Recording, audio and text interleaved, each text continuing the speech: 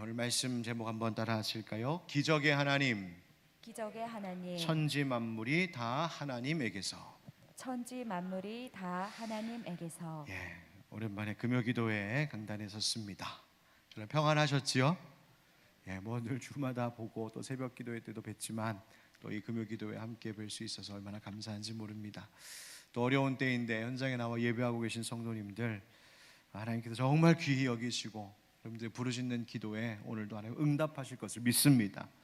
또 여러 가지 이유로 또 현장에 나올 수 없어서 지금도 그러나 사모하는 마음으로 영상을 통하여 지금 참여하고 있는 우리 성도님들, 혹시 또 확진 받으셔서 지금 치료 가운데 계신 성도님들 예배하고 계신다면 하나님께서 오늘도 그 마음도 그 육신도 하나님 치료해 주시는 귀한 은혜가 있기를 예수님의 이름으로 축원드립니다. 아멘. 우리 교회의 표어를 이렇게 삼았었죠. 따라하겠습니다. 예수님 따라, 예수님 따라, 초대교회처럼. 초대교회처럼. 사도행전 9장 31절의 말씀처럼 교회가 평안하여 든든히 서가고 성령의 위로로 진행하여 수가 더 많아지니라 하신 그 말씀대로 참 어려운 시대를 살고 있고 이 코로나와 씨름하며 싸우고 있는 3년째의 삶을 우리가 보내고 있지만, 그러나 육적으로는 환경적으로는 이렇게 힘들고 고단해도 영적으로는 초대교회와 같은 은혜와 영광이 있기를 간절히 바라고, 또 초대교회 성도들과 같이 오직 예수님만 따라갈 때 하나님께서 우리에게도 평안 주시고 위로 주시고 든든히 하시고 또 영적인 부흥과 성장을 주실 것을 믿는다 하는 마음으로, 또 그런 한 해가 되기를 소망한다는 마음으로 예수님 따라 초대교회처럼이라고 하는 말씀의 주제 표어를 삼았었습니다. 여러분, 올 한 해 하나님께서 이 금요기도의 시간을 통하여 그 초대교회에 역사하셨던 하나님 놀라운 성령의 일들이 이 기도회를 통하여 우리 교회와 공동체, 가정과 여러분들 가운데 나타날 줄 믿습니다. 아멘. 그래서 초대교회가 어땠었는가, 그래서 관심 있게 보다 보니까 초대교회에는 놀라운 일들이 참 많았습니다. 사도행전에는 초대교회의 모습이 어땠었는지를 우리에게 설명해 주는 여러 기사와 또 증언들이 있는데, 사도행전 2장 42절 43절의 말씀 보니까 이렇게 되어 있습니다. 그들이 사도의 가르침을 받아 서로 교제하고 떡을 떼며 오로지 기도하기를 힘쓰니라. 사람마다 두려워하는데 사도들로 말미암아 기사와 표적이 많이 나타나니라. 아멘. 사도의 가르침을 받아, 즉 예수님께서 가르쳐 주신 그 복음의 말씀을 전하는 사도들의 가르침, 즉 말씀을 배우면서 또 서로 교제하고 떡을 떼며 예배드리며 성찬을 나누며 기도에 힘쓸 때에 그 교회 가운데 놀라운 일들이 일어났는데 사도들을 통하여서 기사와 표적이 많이 나타났다, 이렇게 되어 있습니다. 기사와 표적이 많이 나타났다. 사람의 생각으로는, 사람의 방법으로는 도저히 있을 수 없고 상상하기 어려운 놀라운 기적들이 일어났다는 말이죠. 또 그 다음 사도행전 5장에도 이런 말씀이 있습니다. 5장 12절 13절에 사도들의 손을 통하여 민간의 표적과 기사가 많이 일어나매 믿는 사람이 다 마음을 같이하여 솔로몬 행각에 모이고 그 나머지는 감히 그들과 상종하는 사람이 없으나 백성이 칭송하더라. 아멘. 사도들의 손을 통하여 표적과 기사가 많이 나타났다. 그래서 사람들이 믿음을 갖게 되었고 예수를 받아들이게 되었다. 심지어 예수 안 믿는 사람들까지도 그 일들을 보면서 그 교회를, 사람들을 칭송하기까지 했다, 이렇게 되어 있습니다. 사도들을 통하여서만 표적과 기사가 나타났나 봤더니 그것이 아니었습니다. 사도행전 6장 8절에 보면 스데반이 은혜와 권능이 충만하여 큰 기사와 표적을 민간에 행했다, 이렇게 되어 있어요. 스데반 집사입니다. 믿은 지 얼마 안 된 초신자입니다. 평신도입니다. 그러나 그의 믿음의 삶을 통하여서 그 손을 통하여 기사와 표적이 나타났다. 다시 말하면 초대교회는 놀라운 기사와 표적들이 일어났는데 하나님께서 이 일들을 행하셨다는 말입니다. 사도들의 능력이 뛰어나서나 당시에 사람들이 어떤 우리와 다른 특별한 사람이어서가 아니라 그들의 믿음을 기쁘게 여기신 하나님께서, 하나님이 초대교회를 통하여서 일하셨다라는 말씀입니다. 여러분, 이 하나님께서 표적과 기사를 체험하게 하고 보게 하신 이유는 다만 당시에 다른 사람들을 놀라게 하거나 신기한 체험을 하게 하기 위해서가 아니라 가장 중요한 목적이 있습니다. 표적, 다시 말하면 보이고자 하시는 것이 있었습니다. 무엇을요? 예수 그리스도가 하나님의 아들이심을 보이고자 하신 목적이었어요. 예수 그리스도를 믿는 믿음을 더하게 하시기 위하여 표적과 기사를 보이신 겁니다. 하나님 정말 살아계시는구나. 그리고 살아계신 하나님께서 이 예수 믿는 자들을 통하여 일하고 계시는구나. 예수 믿는 자들이 믿고 전하는 이 복음이 정말 하나님의 말씀 진리이구나라는 것을 확인시켜 주기 위하여 기사와 표적들이 나타났다는 거예요. 그리고 그 믿는 자들의 그 어렵고 고난 가운데 있는 자들 가운데 필요를 채우기 위하여 하나님이 역사하신 것입니다. 여러분, 초대교회의 모습은 한마디로 말하면 하나님이 일하시던 교회, 하나님의 기적을 보는 교회였어요.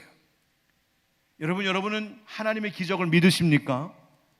여러분 믿으십니까?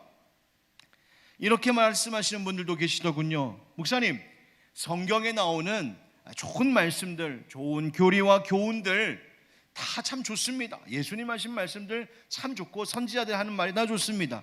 그래서 그런 좋은 말씀과 가르침, 교리, 교훈은 내가 믿고 받아들일 수 있겠지만 성경에 나오는 기적의 일들은 도무지 믿을 수가 없습니다. 그거 어떻게 믿습니까? 홍해가 갈라지고 오병이어의 기적이 일어나는 일들, 그거 어떻게 믿습니까? 어떻게 그런 일이 있을 수 있습니까? 오히려 이 기적의 일들을, 이 표적과 기사의 일들을 믿으라고 하는 것이 제가 기독교 신앙을 받아들이는 것을 더 어렵게 만드는 걸림돌이 됩니다. 그렇게 말씀하시는 분들이 있습니다. 혹시 여러분들은 어떠십니까? 여러분 하나님의 기적을 믿으십니까? 여러분, 예수님께서 이런 말씀하셨습니다. 마가복음 16장 16절부터 18절에 보니까 믿고 세례를 받는 사람은 구원을 얻을 것이요 믿지 않는 사람은 정죄를 받으리라. 믿는 자들에게는 이런 표적이 따르리니 곧 그들이 내 이름으로 귀신을 쫓아내며 새 방언을 말하며 뱀을 집어 올리며 무슨 독을 마실지라도 해를 받지 아니하며 병든 사람에게 손을 얹은즉 나으리라 하시더라. 아멘.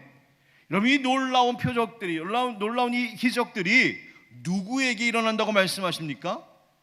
믿는 자들에게 표적이 따른다. 다시 따라합시다. 믿는 자들에게 이런 표적이 따르리니. 누구에게 따른다고요? 믿는 자들에게요. 믿는 자들에게. 여러분, 지난 주일은 산상변모 주일이었습니다. 마가복음 9장 등에 나오는 이야기죠. 예수님께서 산에서 영광스러운 모습으로 변모하셨던 이야기입니다. 그런데 이제 예수님과 그 세 제자가 그 산에서 내려와 보니까 산 밑에 사람들이 모여 웅성웅성하고 있었어요.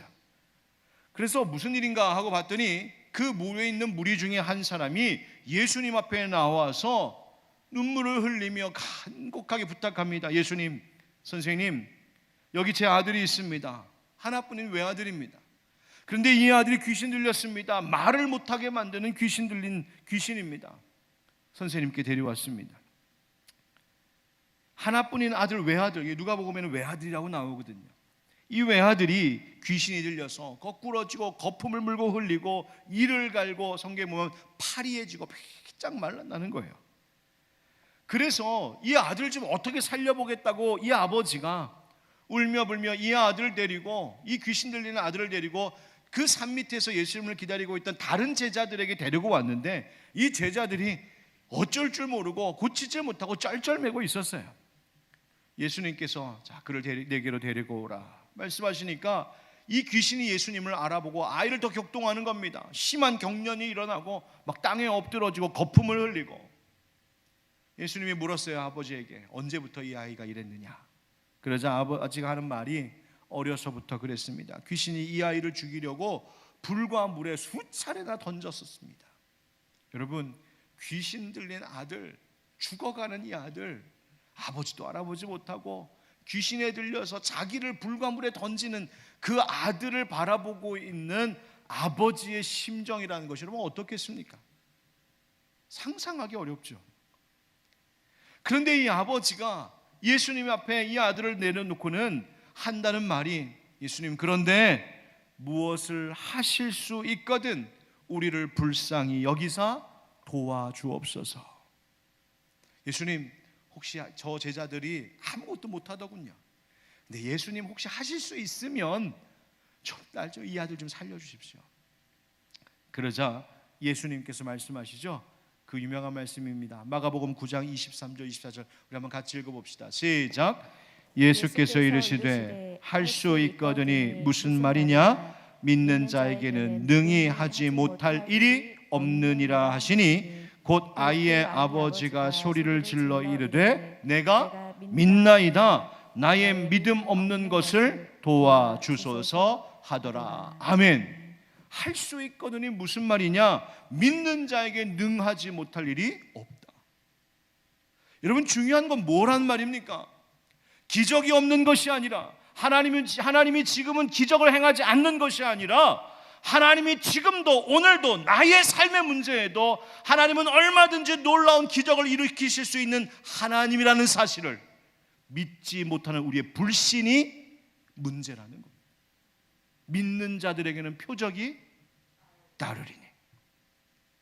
그래서 병행 본문인 이 같은 이야기를 다루고 있는 마태복음 17장에서는 예수님께서 이 믿음의 중요성이 얼마나 큰지를 강조하기 위하여 뭐라고까지 말씀하십니까? 너희가 겨자씨 한 알만큼의 믿음만 있어도 이 산을 명하여 여기서 저기로 옮겨지라 하면 옮겨질 것이요. 아멘. 여러분, 하나님께서 기적을 행하실 수 없는 분이시거나 하나님이 어느 순간부터 능력이 없어지셨거나 하나님이 더 이상 이 시대에는 내 삶에는 아무 일도 하시지 않는 것이 아니라 하나님이 얼마든지 지금도 내 삶 가운데 우리 가운데 기적을 일으키실 수 있는 능력이 하나님, 살아계신 하나님이심을 믿지 못하는 믿음 없음이 우리의 가장 심각한 문제임을 깨달아야 됩니다. 그리고 그 아버지가, 귀신 들린 아들의 아버지가 예수님께 고백했던 것처럼, 예수님, 제가 믿겠습니다. 나의 믿음 없는 것을 도와주옵소서. 여러분, 이것이 오늘 우리의 기도의 제목이 되어야 할 줄 믿습니다. 여러분, 그렇습니다. 성경에 나오는 기적의 이 사건들, 이 기사들이 있을 수 없는 일, 도무지 없었던 일을 그저 성경의 기자가 꾸며낸 일들이 아닙니다. 또 이 성경에 나오는 기적의 일들이 옛날에 일어난 일, 지금 이 시대에는 이런 기적이 없다, 이 기적의 시대는 이제 끝났다, 이렇게 과학이 발달한 시대에 무슨 기적? 여러분, 그렇지 않습니다. 믿는 자들에게는 지금도 얼마든지 하나님의 기적이 일어날 수 있음을 우리가 믿고 고백해야 할 줄 믿습니다. 여러분, 일본에 아주 유명한 일본 개신교의 사상가이고 일본 기독교에 큰 영향을 미쳤던 기독교 지도자가 있습니다. 우찌무라 간조라고요. 혹시 들어보셨습니까? 예, 우찌무라 간조라고 하는 아주 위대한 기독교 지도자가 있습니다. 그분과 관련된 한 이야기가 있는데요. 하루는 우찌무라 간조에게 어떤 대학생이 찾아와서 심각하게 이렇게 질문했다는 거예요. 선생님, 저는요, 선생님 가르쳐 주신 말씀들 참 좋습니다.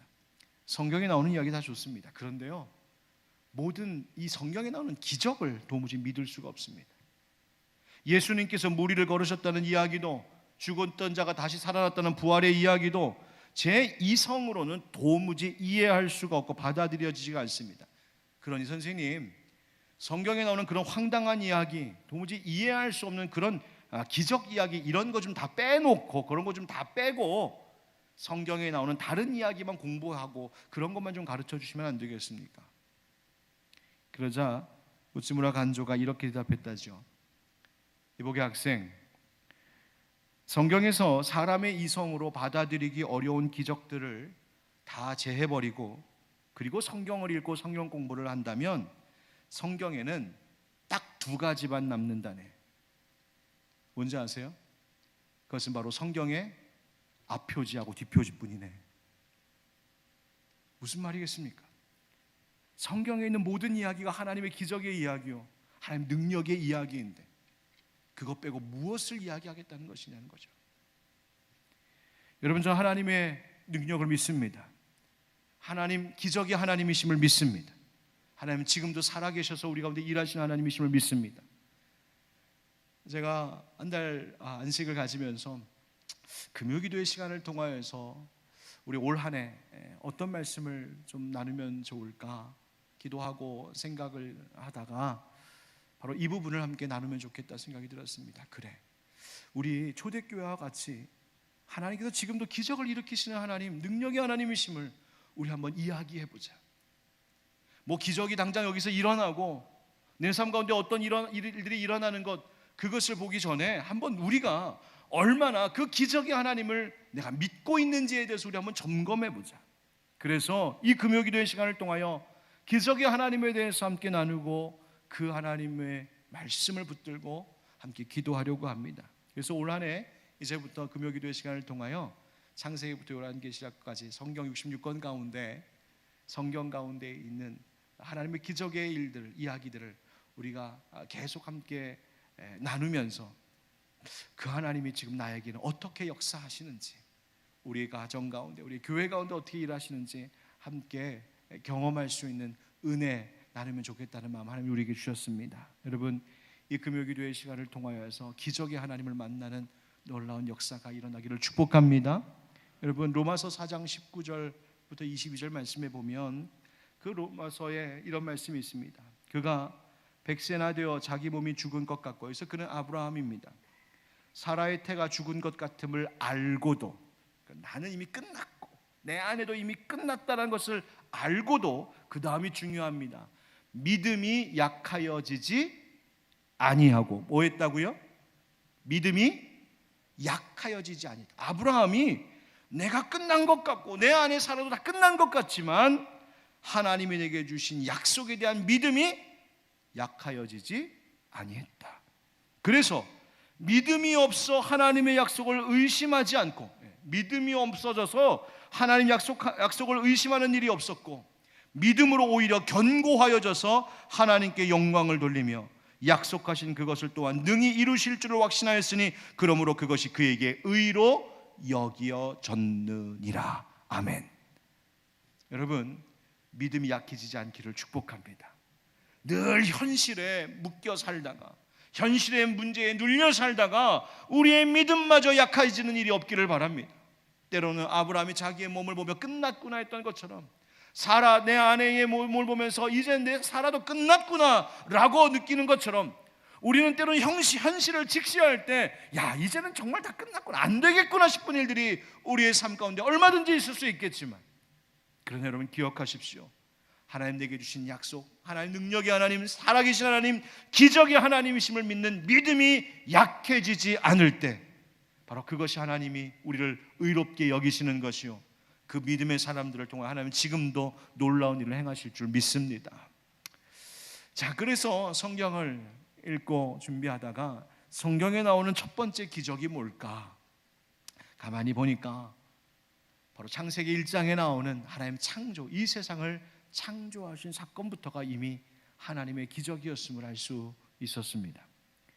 여러분 잘 아시는 대로 창세기 1장 1절 어떻게 시작합니다. 태초에 하나님이 천지를 창조하시니라. 우리말로는 태초에 하나님이 이렇게 시작하지만 히브리어로는 태초에 창조하시니라 이렇게 되어 있습니다. 브레시트 바라, 브레시트라고 하는 말이 태초에라는 말이요, 마라가 창조하셨다라는 말입니다.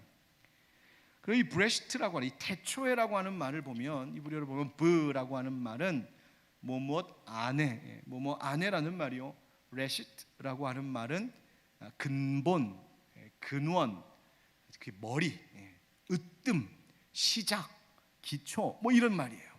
으뜸이다, 으뜸. 그래서 레시트, 레시트, 그러니까 그 머리 안에, 즉 근원, 근본 안에, 이런 말이에요. 그러니까 브레시트 바라하라는 말은 그 세상의 시작, 하나님이 창조하셨다 이야기예요. 이 말씀을 읽으면서 이제 사람들은 자꾸 묻습니다. 그래? 하나님이 세상을 창조했다고? 그게 도대체 몇 년 전이야? 도대체 그게 BC 몇 년이야? 묻습니다. 우주의 빅뱅 이론과는 어떻게 되는 거야? 이렇게 묻습니다. 그런데 여러분, 태초에 하나님의 천지를 창조하셨다라고 하는 이 창세기 1장 1절 창세기 기자의 이 신앙의 고백, 또 이 증언이 도대체 이게 몇 년 전에 일어난 일이고 몇 년도에 일어난 일이고 우주의 빅뱅과 어떻게 관련이 있는 거야라는 시각으로 묻는다면 그것은 창세기를 처음 기록한 저자가 본래 말하려고 했던 의도와는 전혀 어긋난 방향으로 성경을 읽기 시작하는 거예요. 여러분, 세상의 창조, 이 우주의 시작에 대하여 많은 사람들은 도대체 언제 이런 일이 일어난 거야? 몇 년 전에 시작된 거야? 에 관심을 갖지만 창세기를 기록한 이 기자는 성령의 감동으로 성경을 쓴 이 사람은 우리에게 이 세상이, 이 우주가 언제 시작되었냐를 말하는 것이 아니라 누구에게서 시작되었냐를 말하려고 하는 거예요. 누가 이 세상을 시작했고 누가 이 세상 모든 것의 머리이냐, 누가 이 세상의 모든 것의 근원이냐, 누가 이 세상의 시작이냐를 말해주려고 하는 거예요. 성경은 우리에게 말하고 있어요. 하나님이 이 모든 세상의 시작이시라고요. 하나님이 이 세상을 여셨다라고 하나님을 이야기하고 있는 거예요. 여러분, 태초에 하나님이 천지를 창조하시니라. 천지를 창조하셨다. 천지. 그래서 그 천지에 해당하는 히브리어를 찾아보면 하수아마임 웨엣 하아렛 이렇게 되어 있습니다. 하수아마임이라고 하는 말은 하늘이라는 말, 웨엣는 그리고 영어로 엔드, 아레츠가 지구, 땅을 이야기해요. 그러니까 하늘과 땅을 태초에 하나님이 시작하셨다, 여셨다. 그럼 하늘과 땅 중에 하나님은 하늘을 먼저 만드셨을까요? 땅을 먼저 만드셨을까요? 옛날 탈무드에 보니까 바리새파의 유대교 아래 바리새파에 보면 힐렐 학파와 샴마이 학파라고 있었는데, 힐렐 학파는 땅을 먼저 만들었다 해서 기초를 만들고 지붕을 덮었다. 샴마이 학파는 아니야, 성경 말 그대로 하늘 그리고 땅, 하늘 먼저 만든 거야. 이것 가지고 굉장히 심각하게 토론을 했었다는 거예요. 그런데 여러분, 이것도 중요한 게 아니에요. 하나님 뭘 먼저 만드셨냐가 중요한 것이 아니라 성경이 말하려고 하는 것이 뭐라고요? 언제 만들었느냐, 뭐부터 만들었냐가 아니라 더 중요한 질문은 뭐라고요? 누가 만드셨냐, 누구로부터 시작되었느냐. 이것이 창세기 1장의 내용이에요. 창세기 1장은 하나님께서 만드셨다, 하나님께서 만드셨다. 그리고 2장 1절로 넘어가면서 그 1절에서 고백하는 것이 그래서 천지와 만물이 다 이루어지니라. 누구에 의하여? 하나님에 의하여. 그리고 하늘과 땅만이 아니라 하나님은 하늘과 땅 사이에 있는 모든 것들을 만드셨죠. 식물도 만드시고 하늘의 해와 달과 별들을 만드시면서 계절과 달과 해가 있게 하셨고, 하늘의 새와 바다의 물고기와 땅의 짐승들이 뛰놀고 헤엄치게 만드셨고, 그리고 마지막으로 사람 만드셨어요. 창세기 1장을 꼼꼼히 읽다 보면 하나님께서 이 세상을 얼마나 순서 있게 질서 있게 창조하셨는지를 볼 수 있어요. 창세기 1장에 보니까 하나님이 그냥 기분 내키는 대로 막 만드신 것이 아니었어요. 하나님께서 마지막으로 사람을 지으셨는데, 이 사람이 살 수 있도록 하나님께서 모든 환경과 여건을 다 조성하신 후에 사람을 만드셨어요. 새가 날 수 있는 하늘의 공간을 만드신 후에 새를 만드셨어요. 물고기가 살 수 있는 바다를 창조하신 후에 물고기를 거기에 두셨어요. 그리고 그들이 먹을 수 있는 먹거리가 될 수 있는 모든 것들을 미리 마련해 두시고 살게 하셨어요. 그리고 그 모든 먹거리들 또한 존재할 수 있는 기후와 환경들을 다 조성해 놓으시고 만드셨어요. 그러니까 하나님께서 시작하신, 하나님으로부터 시작된 세상은 질서와 조화가 이루어진, 하나님 보시기에 참 좋았더라 하는 그 세상이었어요. 여러분, 하나님이 창조하시기 전에는 그렇지 않았습니다. 1장 2절 말씀과 같이 땅이 어땠다고 되어 있습니까? 1장 2절에 땅이 혼돈했다고요. 즉 하나님께서는 이 무질서한 것들을 질서 있게 하시고 부조화로웠던 것들을 다 조화롭게 만드신 분이 하나님이십니다. 다시 말하면 세상의 모든 질서, 이 세상의 모든 조화, 우리가 살면서 경험하고 고백하는 모든 아름다운 것들은 브레시트 바라, 하나님께로부터 그 시작이 되었고, 모든 아름답고 질서 있고 조화롭고 선한 모든 것들의 시작은, 머리는 누구시다? 하나님이시다. 그것을 말하고자 하는 것이 창세기 1장이에요. 이 말을 뒤집어 말하면 바로 그 하나님 안에서 우리가 벗어날 때, 그 하나님과 등을 지고 대적할 때, 그 하나님과 무관하게 살려고 할 때, 나는 하나님으로부터 좀 자유롭고 싶어 뛰쳐나가는 순간, 하나님에게로부터 시작되는 모든 질서와 조화와 아름다움은 내 삶 가운데서 하나씩 하나씩 깨지고 무너지게 되어 있다는 거예요. 여러분, 질서 있고 조화로운 아름다운 삶을 살기를 원하십니까? 그 모든 것의 시작이 되시는 하나님 안에 늘 거하신 여러분들에게 주의 이름으로 축복합니다. 자, 그런데 여기서 중요한 일이 일어나요. 하나님께서 인간을 창조하시고 자, 끝 다 했다 그러지 않으시고, 그 지으신 사람에게 감당해야 될 중요한 역할을 주십니다. 오늘 본문의 27절 28절 말씀인데요, 우리 한번 같이 읽어보실까요? 1장 27절 28절 시작. 하나님이 자기 형상 곧 하나님의 형상대로 사람을 창조하시되 남자와 여자를 창조하시고, 하나님이 그들에게 복을 주시며 하나님이 그들에게 이르시되 생육하고 번성하여 땅에 충만하라. 땅을 정복하라. 바다의 물고기와 하늘의 새와 땅에 움직이는 모든 생물을 다스리라 하시니라. 아멘.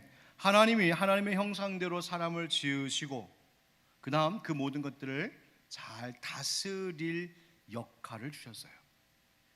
그러니까 하나님께로부터 시작된 이 아름다운 세상, 하나님께로부터 시작된, 그리고 하나님 안에서 시작된 그 질서와 조화가 이루어진 이 세상을 잘 지키고 유지하는 일을 바로 우리에게 맡겨주셨다는 말이에요. 그럼 한번 생각해 봅시다. 여러분, 우리 과연 그 역할 잘 감당하고 있습니까? 지금 세상, 하나님께로부터 시작되고 하나님께서 질서 있게 하신 이 세상을 우리 그 모습 그대로 잘 지켜내고 있을까요? 생육하고 번성하라고 하셨는데 지금 세상은 그와 반대로 거꾸로 돌아가고 있다는 생각이 들지 않습니까? 생명을 살려 번성시키는 것보다 죽이는 일에 더 힘쓰는 세상인 것 같습니다. 인간의 이기심과 탐욕이 창조의 질서를 깨뜨리고 있습니다.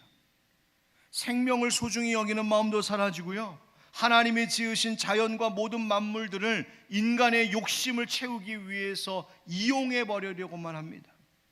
그 결과 우리가 지금 이 심각한 질병이 감염병 속에서 신음하며 살고 있는 이유입니다. 전쟁도 일어났죠. 지금도 수많은 사람들이 죽어나가고 있습니다.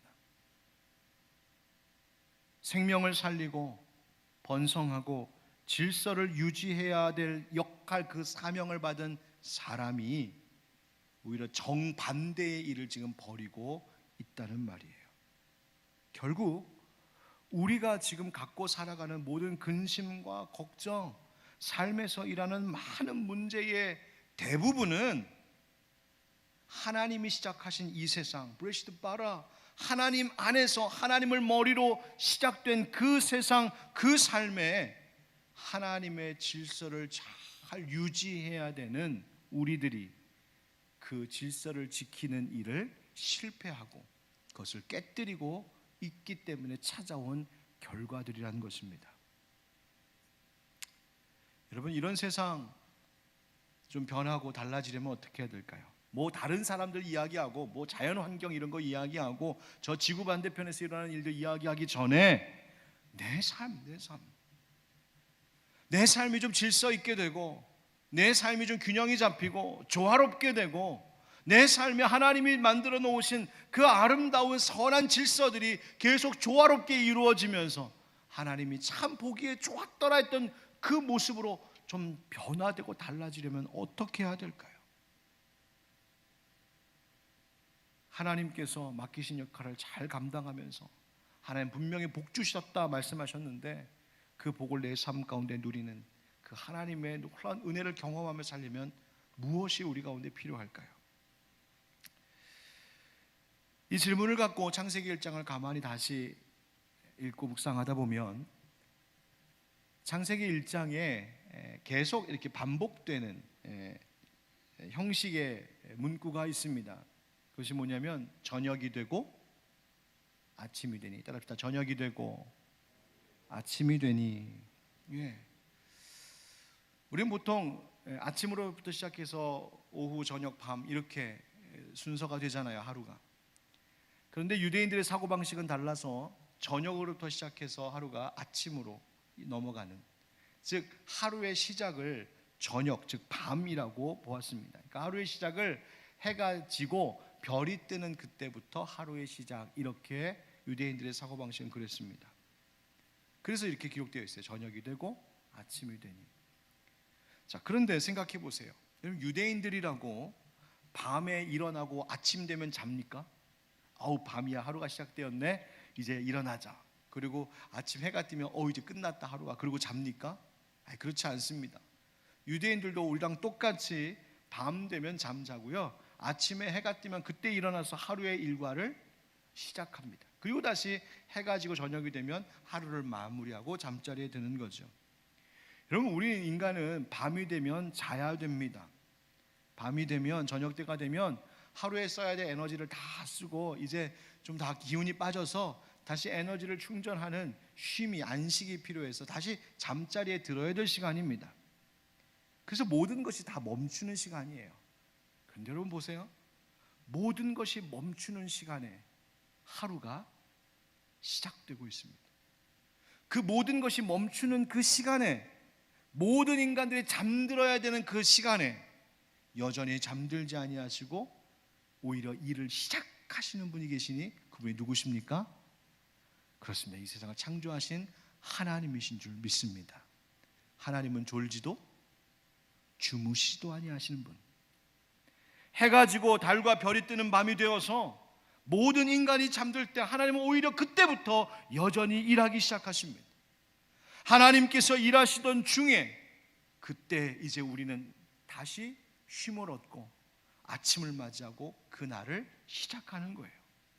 그래서 따지고 보면 우리가 하루, 오전부터 저녁 때까지 내가 하루를 살면서 필요한 것을 얻기도 하고 내가 하고 싶은 일들을 하며 살아가는 그것은 그냥 나로부터 시작됐던 것이 아니라 이미 내가 아무것도 할 수 없어 그저 쓰러져 잠을 잘 수밖에 없었던 그 밤 시간부터 이미 일하기 시작하신 하나님이 다 준비해 놓으시고 다 일해 놓으시고 다 깔아 놓으신 그 바탕 위에 나는 아침에 눈을 떠 그 하루를 시작하며 하나님의 이미 해 놓으신 것들을 나는 그저 거두며 살아가고 있을 뿐이라는 거예요.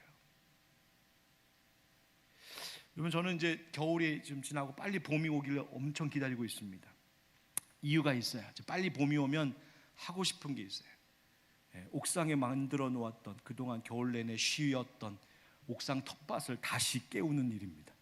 그래서 교회 옥상에 빨리 이제 봄이 날이 따뜻해지면 거기다가 작년에도 심었던 토마토도 다시 심고 상추랑 야채도 심고 딸기도 다시 심고 올해는 제가 무화과 나무를 좀 심으려고 작정하고 있어요. 우리 관리 집사님은 목사님 보면서 또 이제 피곤해 하시겠지만 아무튼 저는 하고 싶어서 지금 막 기다리고 있어요. 그런데 제가 작년에 토마토 키우면서요, 참 신기한 거, 여러분 아마 텃밭이나 뭐 이런 거 농사 보신 분들은 아실 거예요. 어제까지도 없었는데 다음날 아침에 가서 보니까 있는 열매들이 있어요. 어제는 새파래서 도무지 먹을 수 없었는데 그 다음날 가서 보니까 빨갛게 익어서 먹을 수 있겠는데 싶은 것이 있어요. 제가 밤새 토마토에다가 막 색깔을 입힌 것도 아니고요, 제가 밤새 무슨 일을 한 것도 아닌데 지 혼자 자라서 지 혼자 익어서요, 저는 아침에 그냥 가면 주렁주렁 매달려 있는 붉은 열매들을 그냥 따먹는 즐거움을 누렸어요. 여러분, 제가 그거 하면서요 이런 마음 많이 들었었거든요. 야, 이래도 되나? 나 아무것도 한 게 없는데 이렇게 막 따가도 되나? 참 감사하다. 여러분, 우리가 사는 하루하루가 그런 것 아닐까요? 밤사이 나는 아무것도 할 수 없고 손과 발이 다 묶인 것 같고 내 인생 아무것도 할 수 없고 환경이 다 막혀서 난 무지하고 무능해서 아무것도 할 수 없는 것 같은데, 내가 아무것도 할 수 없어 쓰러져 있었던 그 밤사이에 하나님은 여전히 깨어 졸지도 주무시지도 아니하시며 나를 위해 일하셨고, 그 아침에 되어 내가 눈을 떴을 때 내가 거둘 수 있는 아름다운 것들을 하나님은 다 이미 마련해 두셔서 나는 그저 아침에 일어나 하나님이 나를 위해 마련해 두신 아름다운 것들을 거두며 살아가는 인생, 여러분 그 은혜의 인생을 우리가 살고 있는 것 아니겠습니까? 그렇다면 우리가 살고 있는 이 삶은, 내가 경험하는 매일매일 하루하루는 내게 주신 하나님의 기적을 맛보며 살아가는 하루입니다. 제가 TV 한 프로그램에서 이런 놀라운 일이 있구나라는 것을 보고 여러분들과 꼭 한번 이야기를 나누고 싶어서 기억해뒀던 것이 있습니다. 빅토리아 앨런이라고 하는 한 여성이 있는데, 좋은 가정에서 정말 예쁜 모습으로 태어나서 잘 자라다가 11살이 되던 해에 어느 날 갑자기 쓰러졌어요. 갑자기 이제 신경 쪽에 이상이 와서 쓰러지더니 걷는 것, 말하는 것, 먹는 것, 움직이는 것, 모든 것들 하나씩 다 못하게 되기 시작했습니다. 결국 식물인간 상태에 빠졌어요. 눈은 뜨고 있는데 초점이 없어요. 전혀 움직이지 못해요. 무려 4년 동안 식물인간 상태에 있었어요. 나중에 알게 되었지만 그 식물인간 상태에 있는 동안에 이 여자아이가 의사가, 엄마 아빠가 뭐라고 말하는지 다 들을 수 있었대요. 또 자기 지금 무슨 일이 일어나고 있는지 다 알 수 있었대요. 다만 그것을 표현할 수 없고 반응을 보일 수 없었을 뿐이에요. 얼마나 답답했겠어요. 4년 동안 오랜 시간 동안 병원에 누워 있으니까 병원에서 할 것이 없다, 집에 데려가서 이제 간호하라고 그렇게 보냈습니다. 그런데 놀라운 건 이 가족이 이 빅토리아를 포기하지 않았어요. 집으로 데려가서 정성껏 간호했습니다. 정성껏, 언제 깨어날지도 모르는데 간호했어요. 그런데요, 놀라운 기적이 일어나기 시작합니다. 이 아이가 어느 날 조금씩 움직이기 시작하더니요, 마침내 눈 깜빡임을 통하여서 표현하기 시작했어요. 결국 조금씩 깨어나더니 이 하반신이, 위 상체는 조금 이제 움직이기 시작했는데 완전히 깨어났어요. 그런데 하반신은 완전히 이제 불구가 되어서 도무지 이제 일어설 수가 없는, 걸을 수 없는 아이로, 그냥 상반신만 깨어난 아이로 이제 살게 된 거예요. 그러다가 이 부모님이 생각이 났어요. 우리 딸이 어렸을 때 수영을 그렇게 잘하고 좋아했는데, 그래갖고 몸은 하고 있을지 모르겠다, 그 기대를 갖고 이 아이를 물에다 던져버렸네요. 그런데 이 아이가 깜짝 놀랍게도 몸이 기억하고 있었던 거예요. 얘가 여기서 수영을 하기 시작합니다. 하반신을 쓸 수 없는 아이가 수영을 하기 시작했고요, 여기서 열심히 수영을 배우고 또 연습하기 시작해서 그 고백하는 걸 보면 매일 8시간씩 수영 연습을 했다는 거예요. 그러다가 결국 어떻게 된지 아십니까? 2012년 런던 패럴림픽이 뭐예요? 장애인 올림픽. 그 패럴림픽에 나가서 금메달을 따고 세계 신기록을 경신합니다. 여기서 멈추지 않고요, 의사들이 절대 불가능하다고 했는데, 내가 이제 상반신을 잘 써서 수영도 이렇게 하게 됐는데 좀 노력하면 내가 다리도 다시 살릴 수 있겠다라는 용기가 나기 시작했어요.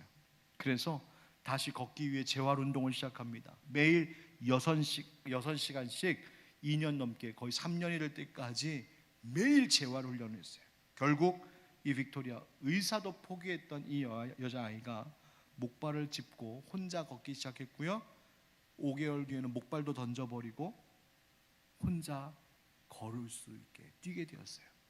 나중에 어떻게 된지 아십니까? 빅토리아가요, 그 나라의 TV 프로그램 중에 Dancing with the Star, 우리나라에도 그런 비슷한 프로들이 있었는데 막 이렇게 춤 연습해갖고 멋진 무대 보이는, 식물인간으로 있던 여자아이가 점점 기적과 같이 살아나더니 많은 사람들의 앞에서 무대 위에서 멋지게 춤을 추는 모습이 전국에 방영되었어요. 지금은 방송 활동도 하고 모델 활동도 하고 자기와 같은 어려운 이들을 돕는 일들을 하고 있어요. 제가 그걸 보고서요, 이게 심상치 않다, 이게 뭔가 있는 것 같다, 그래갖고 막 찾아봤다는 거 아니에요. 그래서 찾아서 미국의 어느 홈페이지 사이트에 들어가서 찾았어요. 지금 뭐 하고 있나. 그래서 봤더니 최근에 어느 한 토크쇼에 나와서 이 여성이 인터뷰한, 토크쇼에서 인터뷰한 내용이 영상으로 이렇게 있길래 들어봤어요. 여러 가지 이야기들을 하는데 그 여인이 이렇게 말하는 것을 들었어요. 저는 저에게 삶의 두 번째 기회를 주신 하나님께 너무나 감사하며 살고 있습니다. 하나님 내게 날 고쳐주셨다. 근데 그 다음 말이 저는 감동이었어요. 뭐라고 말하냐면, 저는 그 감사한 것을 날마다 빠짐없이, 매일매일 빠짐없이 헤아려 보려고 노력하고 있습니다. 즉, 자기에게 일어났던 그 기적의 일들이 내가 수영을 할 수 있게 되었고, 내가 다시 걸을 수 있게 되었고, 다시 활동을 할 수 있게 되었던 과거의 일로 끝난 것이 아니라, 하나님께서 나에게 행하신 그 기적의 일들이 매일매일에도 계속되고 있음을, 그리고 그 일들이 나에게 얼마나 은혜롭고 감사한 일들임을 나는 매일 헤아려 보려고 노력하며 살고 있다는 거예요. 여러분, 저 그거 보면서 확신했어요. 그래, 하나님의 기적은 지금도 있어. 하나님은 지금도 기적을 일으키시는 분이야. 우리의 삶에도 하나님은 얼마든지 그 기적을 행하실 수 있어. 여러분, 우리에게 하나님의 기적이 필요합니다. 우리 정말 하나님의 능력 있는 기적, 하나님의 표적과 기사가 필요한 시대를 살고 있습니다. 하나님만이 고치실 수 있고 하나님만이 해결하실 수 있는 문제들 속에 우리가 살고 있습니다. 우리에게 있는 지금 이 질병의 문제도, 감염병의 문제도, 대한민국에서 일어난 정치의 문제도, 지금 우크라이나에서 일어난 전쟁의 문제도, 우리 교회의 문제도, 가정의 문제도, 아니 다른 것 다 제쳐들어가도 내 마음속에, 내 삶 가운데 일어나는 그 어려운 문제도 하나님의 능력, 하나님의 기적으로만 해결될 수 있는 일들임을 우리는 경험하며 느끼며 살고 있습니다. 그 하나님 우리가 어떻게 경험할 수 있을까요? 중요한 것, 앞서 말씀드렸던 것처럼 그 하나님을 믿는 믿음이 필요합니다. 우리가 사는 하루하루가 이미 하나님의 기적 속에서 살고 있다는 사실을 잊지 않는 믿음이 필요하다는 말입니다. 캄캄한 밤처럼 아무것도 할 수 없는 지금일지라도 하나님께서는 졸지도 주무시지도 아니하고 성실히 나를 위하여 일하셔서 내가 일어날 수 있을 때, 내가 아침을 다시 맞이할 때에 그 아침의 낮의 영광을 누릴 수 있도록 하나님 지금도 일하시는 하나님이심을 믿는 믿음이 우리에게 필요한 것입니다. 여러분, 지금 여러분 혹시 여러분의 삶이 캄캄한 밤중처럼 식물인간 상태로 수년 동안 누워 있어야 했던 그 빅토리아 아일랜드처럼 그렇게 모든 것 난 다 지쳤다, 아무것도 할 수 없구나, 이제 다 끝났구나 싶은 마음 가운데 계신 분 계십니까? 저녁이 되고 아침이 되니 저녁이 되어도 여전히 일하시고 우리를 위하여 아침을 준비하고 계시는 하나님이 내 아버지이심을 잊지 않기를 축복합니다. 시편 33편 6절에 시인은 이렇게 고백했습니다. 다 같이 함께 읽어보실까요? 시작. 여호와의 말씀으로 하늘이 지음이 되었으며 그 만상을 그의 입 기운으로 이루었도다. 아멘. 여러분, 우리 모든 것의 근원 하나님이십니다. 모든 것의 시작이 하나님이십니다. 나의 인생의 시작도 하나님이고 내 교회, 내 가정, 내가 일하는 일터, 내 기업의 시작도 하나님뿐이십니다. 하나님께서 모든 것을 이루셨다. 그래서 창세기 2장 1절에 천지 만물이 다 이루어지니라. 누구로 인하여? 하나님으로 인하여. 그 하나님이 오늘도 매일매일 기적의 하나님으로 나와 함께하고 계시고 나로 숨쉬게 하시고 나로 살게 하시고 내가 거둘 수 있는 열매들을 오늘도 이미 마련해 주셨다는 사실을 기억하시고 그 기적의 하나님을 바라보는 믿음으로 다시 우뚝 서는 우리가 되기를 주의 이름으로 축복합니다. 믿음으로 승리하는 자들, 믿는 자들에게 표적을 보여주시는 하나님이 우리와 함께 하십니다. 아멘.